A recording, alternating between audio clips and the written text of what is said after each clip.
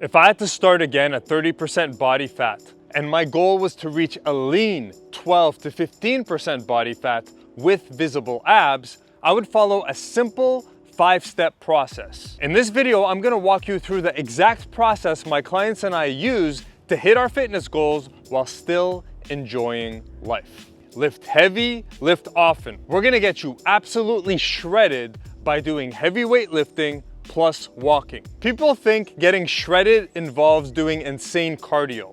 I actually avoid insane cardio because it exposes me to potential injury. I want to use a safe method to get shredded. The last time I got shredded, I did almost zero cardio. All I did was lift hard and heavy, plus I did some walking. So what I tell my clients is walk 8,000 to 10,000 steps per day and then do intense weightlifting sessions 4 to 6 days a week. Now let's talk about why we're using weightlifting as the primary way to burn fat. Number one, when you're lifting heavy, you're telling your body, hey, we want to keep this muscle. So when you're burning energy, burn the fat, not the muscle. Number two, we want to set ourselves up to go into a nice bulk where we're going to gain a lot of mass. Well, if I'm working out really hard during my cut, I'm conditioning my muscles to get used to bodybuilding. So then once I'm shredded and ready to increase my calories again and go on a clean bulk, my body's gonna be super responsive and I can go even harder in the gym,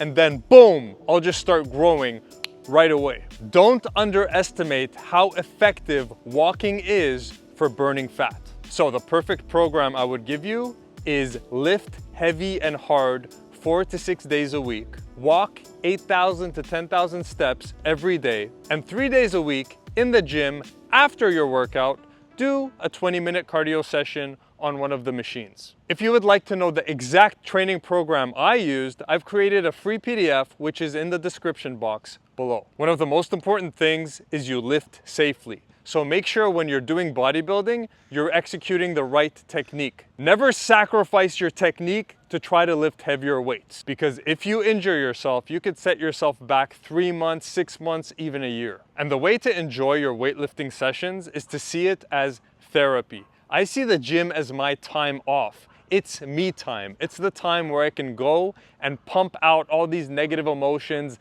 clear my head, and kind of bring myself back to a refreshed state. You don't have to work out. You get to work out. Lifting heavy weights on a regular basis will put you in the best state of mind you've ever been in. And finally, when you're on a cut, you will probably feel weaker in the gym and you won't be able to lift as heavy as you're used to. This is completely normal. Don't panic. Just do the best with what you got. I recommend eating some carbs before the workout or even taking a pre-workout, and that'll help you get through your workout. But don't worry, once you finish your cut and you increase your calories again, all that strength will come back. Counting your macros. Macros are carbs, fats, and proteins. Everybody knows a six-pack is made in the kitchen, not at the gym. In order to burn fat, you need to consume less calories than you burn. You cannot outwork a bad diet. You can kill yourself at the gym to burn 350 calories, which will take you like 2 hours, but then you can consume 350, 450 in a matter of 10 minutes with a bad meal. One of the biggest principles of getting a six-pack is creating a calorie deficit through food, not movement. So the next question is, why calculate my macros? Why don't I just eat less in general and then I'll lose weight? If you take that approach, you will end up looking like a skinny marathon runner, and you'll probably lose a lot of muscle mass along the way. To reach your goal of a lean physique where you look like a lean bodybuilder or a lean fitness model, you have to eat the right ratio of macros. All right, so the next logical question is, well, how do I calculate my macros? Some people out there will tell you there's an exact formula, but the truth is, macros is both an art and a science. Calculating your macros is dependent on your personal lifestyle, what shape you're in right now, and what your personal goals are. Now, it would take far too long to explain this in this video, so instead, I've included a free PDF that you can download in the description box. It will show you exactly how to calculate your customized macros. Now, when I tell people they need to track their macros, the knee-jerk reaction is, oh, I don't want to count my calories, I'm just gonna guess. If your goal was to get rich and I said, okay, you're gonna have to do your accounting every day, are you gonna say, oh no, I don't wanna do my accounting, but I wanna get rich? Of course not, that would be ridiculous. There's a statistic out there that says there are more millionaires in America than people with six packs in America. This tells us getting abs is very hard. Your unique snowflake ass isn't gonna guess your way to a six pack. It is hard and it takes meticulous calculation. My mentor told me this. He said, Jad, until you've counted your macros every day for 2 years, don't think that you can guesstimate your macros. So you have a decision to make. Track your macros or turn this video off. You're gonna be a fluffy motherfucker forever. The app I use to track my macros is MyFitnessPal. There's a free version and a paid version. I've been on the paid version for over 2 years now, and I have no plan on canceling. Tracking my macros has become fun for me. It's a source of pride for me because I know most motherfuckers out there don't do it. So once you start tracking your macros, you're gonna start feeling a sense of pride. And the other great benefit is the people who track their macros get quick results. And when you get quick results, you get more motivated because you see results for your actions. Now, if you wanna know how do you track your food and how do you use the app, I've included a free PDF in the description box below. If you wanna get six-pack abs, you need to be humble. A humble man tracks his macros. If you have no previous experience with macros and thinking that you can guess your way through it is just arrogance and ignorance. Be a mature adult male and track what you need to track. Track your active calories. Active calories are the calories burned through physical activity and exercise. These are not to be mistaken with resting calories. Put simply, resting calories are the calories your body uses to survive. Resting calories are known as your BMR calories. That stands for basal metabolic rate. So let's say it takes 2,000 calories for you to just survive. This means if you woke up, sat on the couch all day, and then went back to bed, you would burn 2,000 calories per day just to live. Now, in order to burn fat, we want to burn more calories over that 2,000 limit. So a guy who has resting calories of 2,000 will want to burn between 2,300 to 2,500 calories a day. This would put him in a deficit and he would burn fat. So let's make fat loss very easy for you. I get my clients to track their active calories. The way to do this is by getting a smartwatch. This is a basic function. You can buy something very cheap for 10, 20, 30 bucks. And it will track your active calories. A good number of active calories to aim for is 500 per day.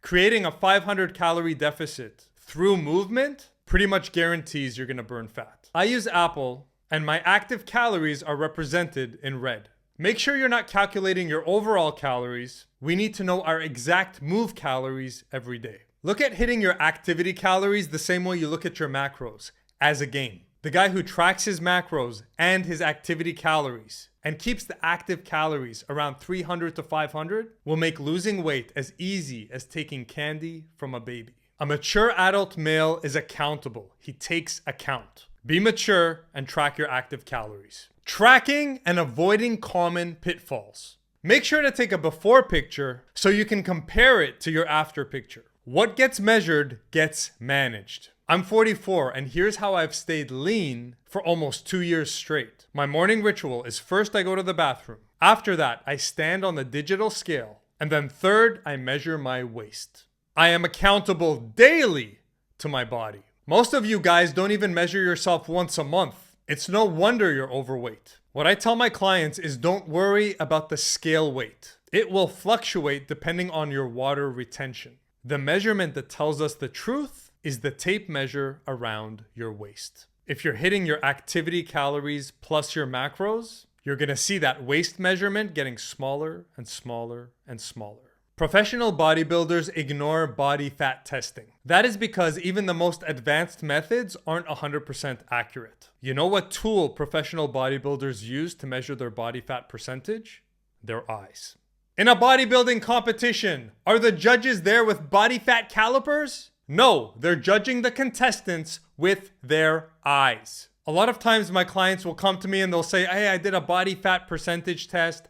I'm around 25% body fat. Irrelevant. All we want to know is we look in the mirror, we either see abs or we see fluff. Keep cutting until you see a six pack. That's all you got to know about your body fat percentage. Now, let me tell you a secret I discovered by mistake on how to calculate your body fat percentage even more accurately. What I noticed is I would look in the mirror sometimes and I'd be like, damn, I look good, I look ripped. Then I would go take some pictures of myself and a video of myself, and I could hardly see the abs, and I was a lot more fluffy than I thought. It turns out our brains distort, delete, and generalize information. It's actually hard for us to see ourselves accurately in the mirror. And so what I discovered is the way to accurately see what I really look like is to look at my own pictures and videos and not my mirror reflection. So make sure you're not only using the mirror to evaluate your progress. The common question my clients ask is, hey Jad, am I lean enough? Can I start bulking?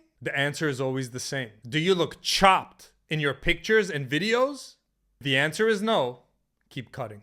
Now let's talk about how guys freak out at the end of their cut it short, don't reach the goal, and mess everything up. Freak out number 1. Oh Jad, I think I'm losing too much muscle. I think I'm gonna stop the cut and start bulking again. And the guy's still fluffy, by the way. If you're eating your protein and hitting your macros, you are not losing muscle. Yes, there is a tiny muscle loss every time anyone makes a cut, but you are not losing an excessive amount of muscle. If you're looking smaller than you expected, it's not because you're losing muscle. It's because you're not as big as you thought you were. We're getting you back to your real body. And the harsh truth for most of you, including myself, is that the size of our lean body is smaller than we want it to be. Furthermore, every bodybuilder and fitness model says the same thing. Everyone is smaller than they'd like to be when they get shredded. That's just a part of the game.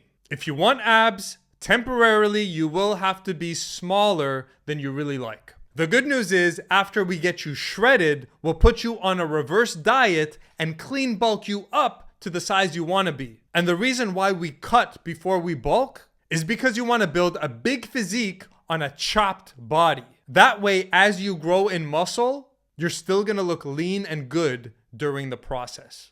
If you want to learn about reverse dieting and clean bulking, download the PDF I've included in the description box. So really, this is a mindset issue. Guys who are walking around fluffy but have a bit of a muscular build are actually too insecure to be who they really are.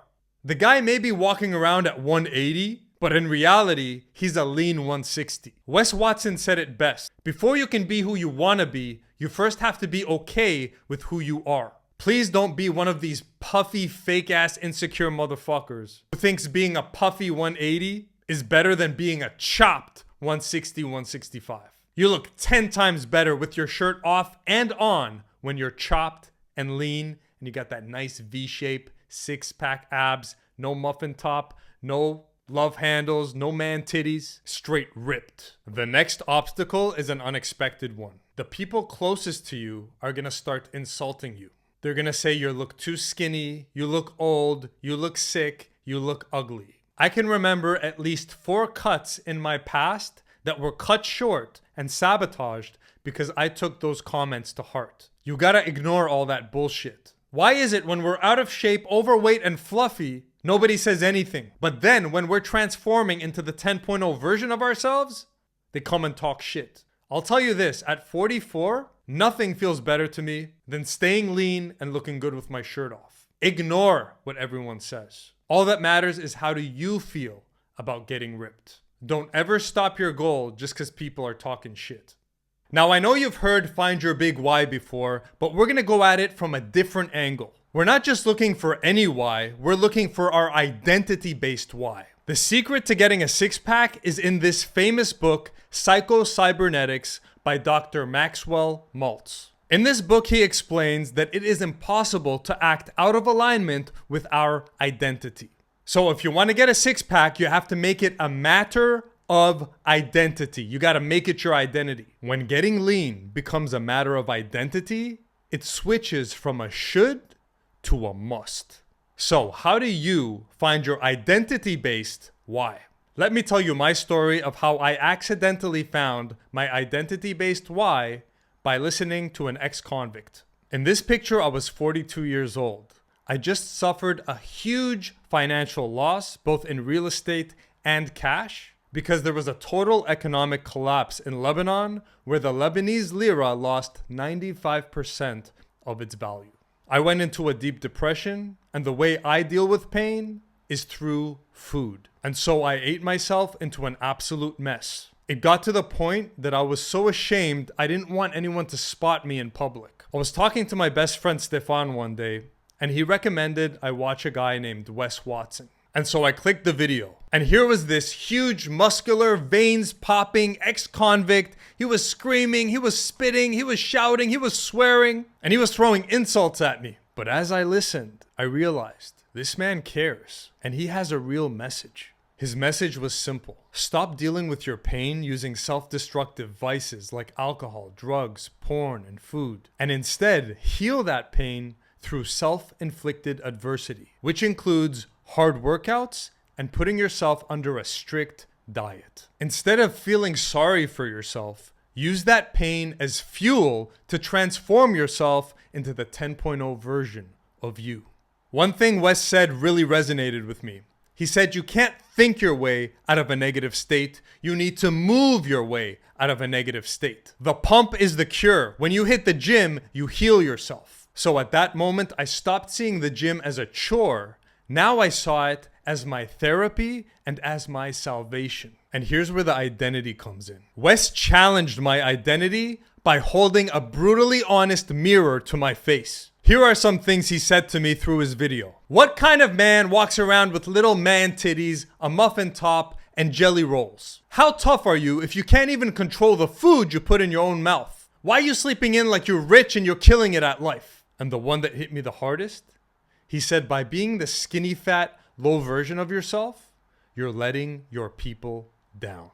Now, this last statement shook me because that's not how I saw myself. My identity is that I'm there for my people. My identity is that I'm a leader. My identity is I'm the example for my people. But when he held up that honesty mirror to my face, I realized that I was completely out of alignment with the man I wanted to be. In that moment, I realized this man isn't calling me out. This man is calling me up. I had to face the truth. I was letting myself down, and I was letting the people who depended on me down as well. And that was unacceptable. In that moment, my identity-based why landed in my heart, and I was ready to make a permanent transformation. I was ready to reclaim my true identity, which is a man who is the example for his people. So the point is this, brother. Finding your unstoppable why involves taking a brutally honest look in the mirror and having the courage to tell the truth to yourself of exactly where you are and who you are. It is only when you have the balls to look in the mirror and admit how much you suck, only then will you connect that identity-based why and install it in your heart. And once you have that fire in your heart where you're saying, this is not me, I'm better than this, and never again am I going to allow myself to be such a mess, now nothing can stop you. To summarize it, you want to have unstoppable drive, have the balls to tell the truth about who you really are, and then get to work on making the necessary corrections.